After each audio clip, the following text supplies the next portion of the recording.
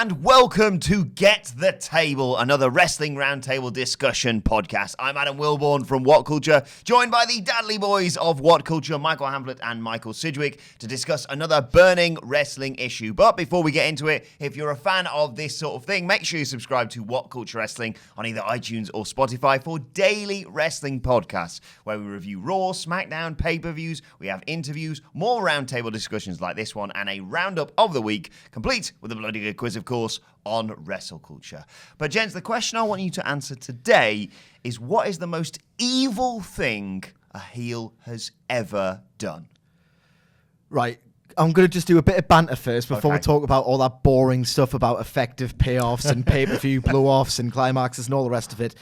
The first thing that instantly surged through my mind upon hearing this question earlier today was the Big Boss Man in the year of our Lord, 1999, dragging the Big Show's, quote, dead daddy in a casket out of his own funeral. I mean, it was just so absurd and over the top that it didn't really work as a heinous heel act because I was just too busy pissing myself laughing. Especially with Big Show sort of bodyboarding on top of his dead dad's casket. All of it was funny, wasn't it? Like going around his mom's house and like getting her to call him a bastard and like dredge up some awful part of the past. It was all done with such comedic joy that it was, as you say, hard to receive the Boss Man as an actual villain rather than a comedic one. And that's why, in comparison to like other great storylines where heels have been despicable, like this did absolutely not a thing for the Big Show's first title reign because it was literally too funny. They took one of the worst things that could ever happen to a human being under the most like really awful circumstances,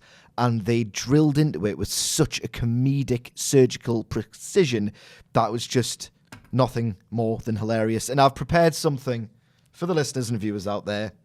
This is a verbatim reading. Yes. I was hoping for this. A verbatim reading of the poem that the Big Boss Man read as eulogy to the Big Show's dead daddy.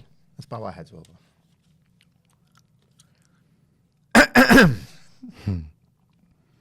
With the deepest regrets and tears that are soaked, I'm sorry to hear that your dad finally croaked. It's not funny. Sorry, I was thinking about something else. It's put on the boys. He lived a full life on his own terms. Soon he'll be back. Try again. Sorry. He lived a full life on his own terms. Soon he'll be buried and eaten by worms. Let's try and get through this. It's a serious, somber occasion. But if I'd had a son as stupid as you, I'd have wished for cancer so I could die too. Jesus, that was the closest I've ever come to swearing because effing hell, that is just so vicious and so nasty. And I shouldn't be laughing. It is the blackest and darkest of comedy, but this is what they've done to me. As Kofi Kingston said when Gene Snitsky punted a baby, wow, what a savage. So be brave and be strong. Get your life on track. Try it one more time. So be brave and be strong. Get your life on track. Because the old bastard's gone and he ain't never coming back.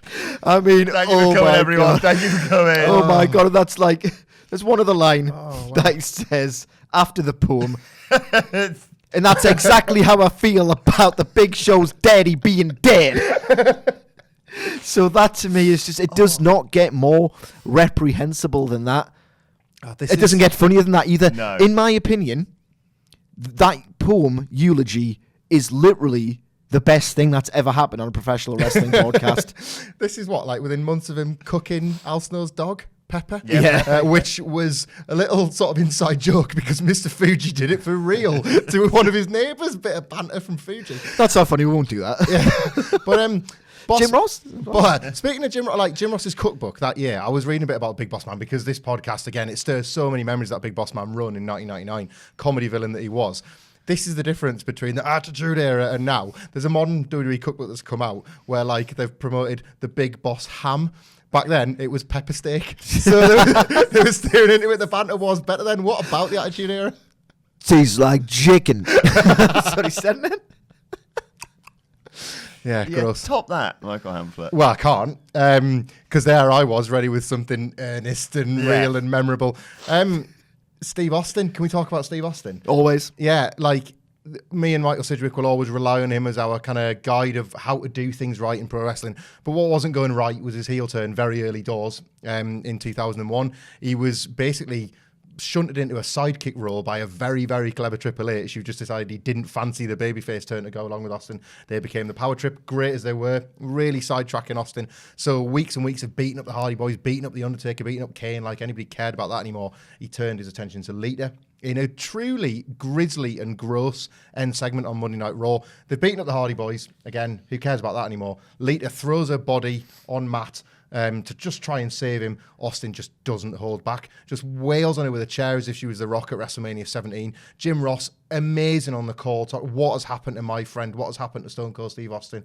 Like, it'd be years before he'd go in that hard on women, Jim Ross. Like, he couldn't believe what he was watching. Didn't he say in that, during that, he says, we all knew Triple H was a bastard, but this is, really taking it too far. This is too far. Triple H, at this point, you've seen Lita beaten senseless with a steel chair. Triple H picks her up by the hair to hold her in place for Stone Cold to hit her with a stunner, which, again, undermines the whole thing because everybody pops at the stunner. This is why Stone Cold Steve Austin was never going to get over as a heel. You've just watched 2.5 minutes of him destroying a woman, only to, send him home happy. Drops her on her head, the pop and the glass breaks. So it's undermined within seconds, but within the moment, it really stuck with me when I was younger. And as the years went by, became more impactful. So yeah, really, I had to think of things that genuinely lingered with me years after watching them, and that's got nearly 20 years. Yeah, there's a classic moment I think we're going to get to, which has scarred many people's childhoods, no doubt. But before we get to that, you mentioned the Hardy Boys there, and I wanted to talk about the Matt and Jeff feud from what was it, sort of the late noughties into the 2009 it was. Yeah. It was, yeah.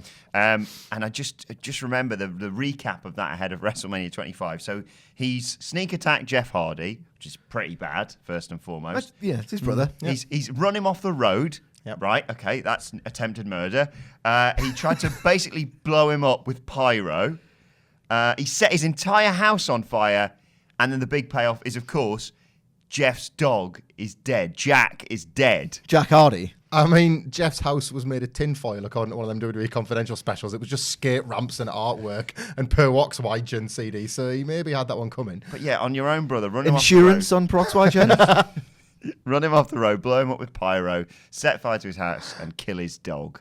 Pretty evil. It was a decent heel turn, that from Matt Hardy. If you're going to do it, go all in. What I like about this is that Vince McMahon has just never got the idea that brothers naturally fight, and for anybody watching at home, i.e. his paying public, the idea of two brothers going at it is in itself a development that you don't want to see because it hits home and it makes you think, they shouldn't be fighting. They're brothers, they're flesh and blood. Right, that's not enough. So yeah, kill a dog. Just get a dog dead. It's worked in the past. It's fine. I will say, I remember this storyline happening at the time, and these increasingly awful things that were happening to Jeff Hardy, where everyone had already decided, and this has since been confirmed by the key players, that this was going to be Christian. This was going to be his return to WWE, and immediately you've got this Edge Christian Hardy's thing. You've got it in your back pocket, but you've got Christian and Jeff Hardy straight away. Because people were a little bit smart to it and they were excited to see it, Vince apparently blew a gasket that people dare predict it. So he had to look around the locker room and logically find somebody that could theoretically have tried to kill Jeff's dog. And then he sees Matt Hardy sat in the corner, wheezing, a bit sad, not as popular as his brother. Chin strap beard. And that was it. And Matt had to take the role. And there's Matt thinking, this is great. I'm going to get a WrestleMania program out of this. Oh, yeah, by the way, his dog's actually dead in real life. We'll make it work. Yeah. It was taken off him and given to Matt because we all just assumed it was going to be Christian. So Vince's you don't get what you want. That's not how this works. And Christian landed himself on ECW as a result. And what a debut he made. It's Christian. Incidentally, has there ever been more of a wet blanket commentator than Todd Grisham? Did he have any charisma whatsoever? I know this is a bit rich, but I'm not getting paid by WWE. So it's absolutely fine, guys. But yeah, he's rubbish.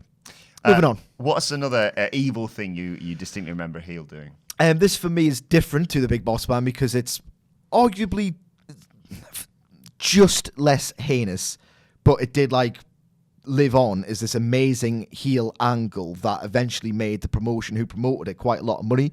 I've been doing a deep dive on the WWE Network into Jim Crockett's promotions of 1985 and 1986 because for the next 2 or 3 years I'm going to see some of the best episodic wrestling television of all time. It's got the four horsemen at their pomp. It's got Ric Flair just being the absolute best.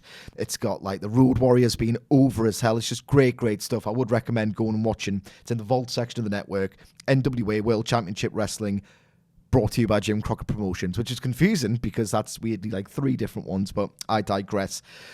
Tully Blanchard slapping Baby Doll in the face.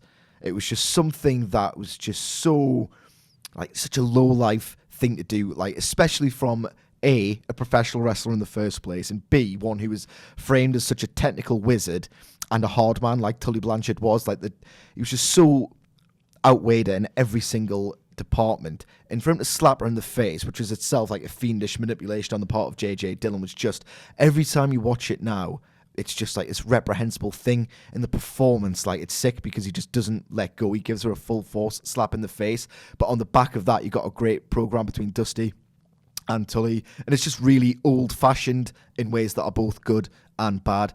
But in the follow-up promo to that, Dusty Rhodes is apoplectic, and he almost does something really good, but it's the 80s, so he doesn't.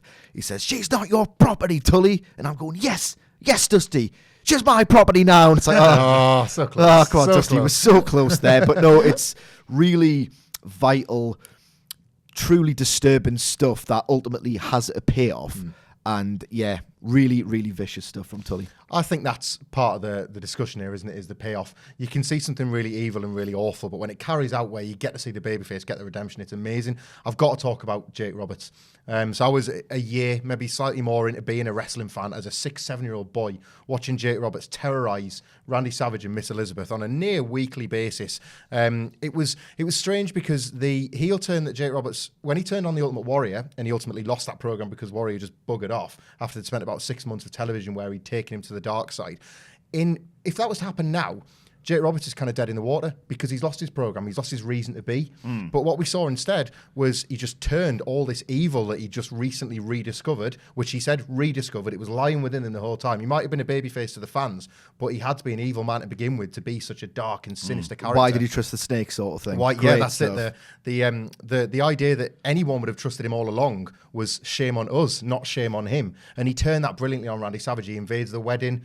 Needlessly so, just a cruel act to ruin somebody's most happy day with a cobra in a box, which again, incredible WWE production, silly and camp to watch, but as a child, completely captivating, seeing like a snake just slithering around at a wedding, terrorizing all the guests in a very real setting rather than a pro wrestling one. And then, of course, the infamous segment, the snake bite, something that I don't think loses an ounce of power when you're watching these days. A snake is biting a man's arm. There is no way that can't ever be terrifying if you're watching a YouTube video or a Steve Irwin thing, anything like that. That's the power of those videos to this day, and you are seeing it for real. There's other great moments in that whole sequence because there's such chaos around it, because there's a point where he can't get the snake off Savage's arm, but he never drops the gimmick for a second. Jake Roberts is just having a laugh through this, so he looks more evil for like tapping the snake on the head. We know, watching it as adults, that he's trying to get him to let go. Savage could be in a lot of trouble here, but he just looks like, this is great banter, this. Like, we're having a great time. Me and my Cobra mate. Elizabeth runs out. Roddy Piper runs out. Roddy Piper, this iconic hero. Jake just like whips the snake in Piper's face, and Piper like leans back in his own sort of terror. He's trying to protect Elizabeth. He's screaming. You willing to believe it? Savage falls off the stretcher as he's getting wheeled away, and Jake just sits back and looks at the chaos he's created as the snake slithers around the ring. It was only a week later, I think, that he slapped Elizabeth in the face. That is doubling down. You've done the worst thing you can do, and you found a way to sink to a new depth. I wish, and wrestling was booked differently back then, there was a lot of moving parts that fed into WrestleMania 8. But if it was booked now, there's a WrestleMania level match. There's a WrestleMania payoff that we would have had between Jake Roberts and Randy Savage. Savage getting his redemption. Absolutely. That was one of those moments that's really stuck in your memory and terrified you as a child when you went back. It still does, arguably to this day. I think we showed it to some non-wrestling fans in a video we did a while back, and they couldn't believe it. For all the camp nonsense that they've seen in and around that, and for all seeing, Mick Foley being thrown off the cell, that was arguably the moment that got the most visceral response from people. Yes, absolutely. And it helps, like, the world building at the time. Like, the WWF of 1991 was a really cartoonish environment, which we, as 33-year-olds, Michael Hamflett and myself, we basically uncovered a lot of it through WWF Superstars and VHS tapes. And to us, we'd seen some reprehensible things, but all of it was like quite within normal parameters. Like a heel does something bad, like smashes a scepter over Ultimate Warrior's head, like that sort of thing, like really heinous stuff, but all within the context of professional wrestling, like vicious, like weapon-based attacks or like interferences. This was just something else. Like it's absolutely scarred into my memory, unforgettable in how terrifying it was, and what an audacious thing to do, especially given the public. You knew exactly who was watching that show, like family-friendly product, and he elected Vince McMahon to book it by scaring the absolute hell out of them. For context as well, Randy Savage was desperate to be reinstated. He'd lost a retirement match early in the year. The words "reinstate Macho Man" are literally printed on his back. He's wearing it on a shirt to every show. He's commentating. Jake Roberts teases him out of the commentary booth by calling him a gutless coward, by saying, "Can you find any of that steel that you had in your prime when he used to respect you?" As if he's remotely bothered. That's how cruel he is. He wants to tease him into that situation to stop him being reinstated, only to set a snake on him. It's nothing to do with him being gutless. Jake Roberts is gutless. Jake Roberts is the cruel coward. But he's not bothered about Savage getting his redemption. He just wants to deepen his woes, and it's wonderful. It's magic heel stuff. Now, we've talked about horrific things, like we've just mentioned there, a snake attack, attacking women, those sort of things, and they're obviously all terrible. But when it comes to the most evil thing a heel has ever done, we've overlooked one, and that is, well, arguably most of the things that the $1 Million Man did. But Ted DiBiase... It's not too funny. Ted DiBiase... with a little child, and he says to him, all you need to do is dribble this basketball 15 times. He gets the kid to practice. The kid does it 10 times before one. Dribble it 15 times, and I think he says he's going to give him $500. There's Virgil holding the money out for him, and Ted's there, stood over him, counting 10, 11, 12, 13, 14, kicks it out of the kid's hands, and refuses to give him the money. Look, you can have heinous attacks on women, you can have pets being killed or animal attacks. Sometimes it's just that simple, isn't it? $500, man. I'll take a SNES and a Mega Drive for like the late 80s, or like NES and Master System. Either way, you're getting the two consoles with that money. That kid is dreaming of that. It's just, again, I am a cruel man myself. A heel, if you will. On the side of the fence where this is simply too funny for me to really, really hate. And I've got children of my own, so I'm not a complete sadist. But it's the comic timing of the thing. It's the last possible second. And its reaction where he just dares, this absolute prick, dares pretend that, what a shame. Yeah. Like plays it off as an accident as well. Ted DiBiase was obviously such a labour of love for Vince McMahon. They filmed skits of him in a galosh. That was Vince McMahon's galosh. Wearing a cape. That was Vince McMahon's cape. In what looked like a royal dining suite. That was Vince McMahon's dining room. This character was the closest extension of Vince McMahon himself until JBL came along. And it's almost like those 14 bouncers, those 14 successful bouncers. It's allegorical for Vince McMahon serving us, his peasants, like a good storyline. Oh, wow. Step 1, step 2, step 3. Becky Lynch is going to make it to WrestleMania. Oh, kick the ball away. No. Charlotte's going over. Like, he's lived his life. We are that boy. And he kicks that basketball away from us over and over again, but we're keeping our fingers crossed for that $500 next time. We'll keep going for the 14 bounces. It's magic. It is Vince McMahon's connection in everything Ted DiBiase did in those early years. I think Vince McMahon's marriage to that character is what makes it also magic. It was easy for them to come up with awful things for Ted DiBiase to do. Funny that. Because Vince was doing them to others. Lovely stuff. Any final ones you want to mention? Yeah, I think a lot of these memories that we have are inextricably tied to like our childhoods and adolescence, because that's when we arguably feel more before we become empty, blackened Jaded husks of adults, and where nothing really penetrates on an emotional level, where nowadays as a fan you have to admire the artistry of it all. So I've tried to pick a modern example that really made me feel, oh, for God's sake, you horrible prick, I really want someone to give you your comeuppance, because that's ultimately what pro wrestling is. And it's still funny, like, this is still really funny, but it did make me want a babyface to fight a heel. And on a recent episode of Being the Elite, as new... it's so good. What Culture's weekly boy popper, isn't it? It's just absolutely great. There's a new addition to the cast by the name of MJF, and he is the best heel going in professional wrestling right now. The storyline loosely is that Cody is under the apprehension that MJF is becoming one of the boys, isn't a really nice guy, but MJF in reality is a complete secret prick who just gives him the fingers behind his back, is trying to beat his mates up without him knowing, and it's just like a horrible guy hiding in plain sight. And was it last week's episode? With Pharaoh. Yeah, with Pharaoh. Like last week's episode. So Cody, in his attempts to butter MJF, because he's in a full-on bromance locked in at the moment, which MJF could not care less about. They're on the porch, and he gives MJF 2 steaks, because, he's trying to butter them, they're trying to be pals. And like MJF, as soon as Cody's back's turned, just looks at the steaks and as if to say, "You feeding us this? Like, you're absolutely kidding me." And Pharaoh, Cody's dogs, enters into the frame. MJF just gets a fork, sticks it into the steak, and just taunts the dog. He goes, "Do you want this? Do you want this? You're an effing idiot." He calls a dog that arguably is more over than the owner. And even he'll admit this, because he's just like such a proud creature, is Pharaoh. Such a lovely dog. Such a good boy, if you will. And he just gets the steak, just gets the scent a little bit, just to tease what you're going to have. Here's what you could have won, and just throws it over the porch. And when I watched that, the first thing I did was obviously pop my tits off, because it's absolutely incredible patter.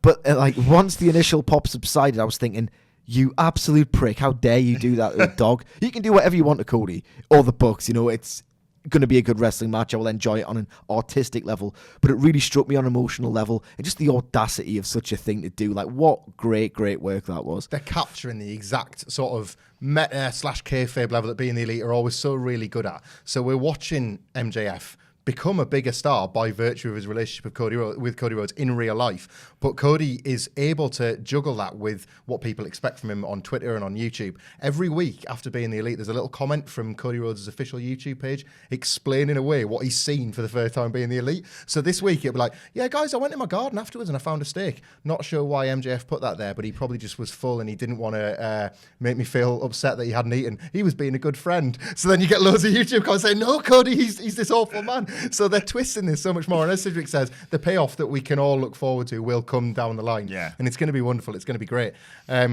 For mine, they've started incorporating it into live audience stuff. So the Elite made the save at an indie show for Joey Ryan recently, and Cody Rhodes is there throwing the punches. He's injured, so he can't do a lot. And as soon as his back turned, MJF threw a middle finger direct into the cheek of Hangman Page like that. Cody turns around again. He's pulled it away, arms out, cuddling. All the Elite going, "What's he doing? What's this guy?" Cody turns again. "This guy, my friend," back in his face with a middle finger.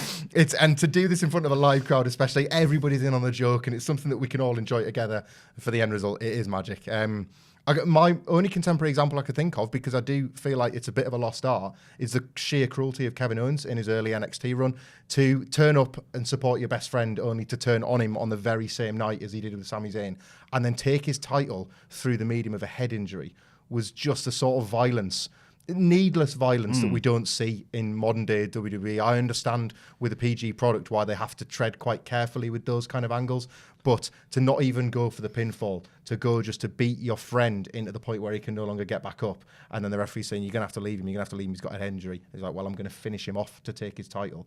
That level of violence is just the sort of stuff that I get the impression that Triple H would book more of if he was allowed to get away with it, but he obviously has to sneak it into the product rather than being allowed to be there every week. What I loved about that particular example is that a lot of times, especially on how overwritten, arguably, definitely is, Raw and SmackDown is, anytime a heel does something or a performer turns heel, they have to get out there and, quote, explain their actions, because they are characters in an action-adventure series. There always has to be this, you have to explain your motivations. And a lot of the time, there's loads of exposition, and a lot of the time it's simply, "I used you because I've been overlooked and I need to," quote, the last 5 years, "scratch and claw my way to the top, whether you're here with me for the ride or not." And it's all this sort of really, as I said, expository stuff, but this Kevin Owens stuff was simply cruelty for cruelty's sake. He could have just beat the guy into submission, Could but have no. asked for a title shot rather than turn on him. His best friend. Yeah, absolutely. And it's just a guy who has only got an emotional tie to his family. And even then, the work was done with such a level of nuance that you always felt he's not really serious when he says this. He's saying one thing, but his actions are telling us something different. And there's a level of nuance to that character that I just thought was absolutely magnificent. My final suggestion was going to be Brock Lesnar destroying Zach Gowen, I think in front of his mother. Too funny. But again, it really stuck with me, that moment of look up Brock Lesnar, like he was in 2004 or whatever, just an incredible specimen. against a guy who literally has one leg. One of the greatest, underdog stories when he won that contract to sign with WWE. And then, he just is Brock Lesnar's plaything to throw him about and push him downstairs or whatever. Whatever. Exactly. But I'm going to go with the whole, as much as it resulted in an awful WrestleMania 25 match. Randy Orton and Triple H, I think, there's a image, a wonderful shot from that whole thing. There's obviously the feud with the entire McMahon family we saw throughout that, involving Legacy as well. Remember them? But it has to be the moment we all remember. We all remember with Triple H handcuffed to the ropes in the ring. Stephanie comes out to make the save, to save her husband from an incredibly violent Randy Orton. He RKO's Stephanie McMahon in front of Triple H, and as he says, seals it with a kiss. As I said, it resulted in a terrible WrestleMania match, but it is a real standout moment from that feud, wasn't it? I mean, I can see from Sidgwick's face, he just thinks that was Randy Orton's biggest babyface shine he ever received in his career. For me, that sticks out as an outlier for their entire careers together, because Triple H never puts Randy Orton over in any scenario ever, promo or match. And it was like once he showed a bit of ass and he was allowed to make himself look weak, and not just through himself, but through his wife. That's when he's at his best. Yeah. It's the worst paradox of Triple H's entire career, is that he's spent so much of it trying to portray himself as the badass in the leather jacket who kicks people in the balls, or the heel with a sledgehammer. Like, why would you need that if you were that good to begin with? The best of Triple H is when he shows this weakness, and he hasn't done it, for me, anywhere near enough as this angle illustrates, because it got the heat for that angle that was needed. And then, as he said, at the payoff at WrestleMania 25, he had to be the methodical technician winning, and it just did not work at all. It was all very backwards, but as an outlier, and if you look at that in its singularity, it was just an outstanding angle. It needed it as well, didn't it? Because he'd started it by hoofing Vince in the head, and then Shane McMahon had come back to ruin all of it. So I think it required the power of that. Yeah. I was trying to hit him, by the way, not you. Shane McMahon, MMA practitioner as he was. What a dick. Very quickly, I feel like we should mention other things, although maybe not go into too much detail for obvious reasons. Gene Snitsky punting a baby.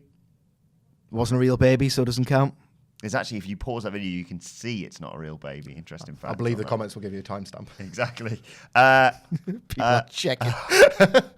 Heidenreich and Michael Cole. Don't need to say any more on that. No. Triple H and Katie Vick. Again, move on. And I've written here literally all of the Kane and Lita storyline. Every single second of it. Absolutely all of it. If we didn't cover it enough yesterday. I would say that was Kane being the worst, like the lowest point of Kane's career, but it's been a career of lows with one high debut that everybody seems to think is like, oh, Kane's this great legacy character. Team Hell No were great. Yeah, all right. So, yeah. on that basis, Kane is literally the broken clock, because he was right twice a day. Like twice. People will hate that, but I hate Kane, so screw it. Let us know your thoughts on the most evil thing a heel has ever done in the comment section, or on Twitter at WhatCultureWWE. In fact, you can follow all three of us on Twitter. You can follow Michael Hamflett at Michael Hamflett. Follow Michael Sidgwick at Kane fans, embrace the hate of online bullying at M. Sidgwick. You can follow me at Adam Wilbourn. As I said, follow us all at WhatCultureWWE. Make sure you subscribe to What Culture Wrestling on either iTunes or Spotify for daily wrestling podcasts. My thanks to the Dadley Boyz. Thank you for watching, and we will see you soon.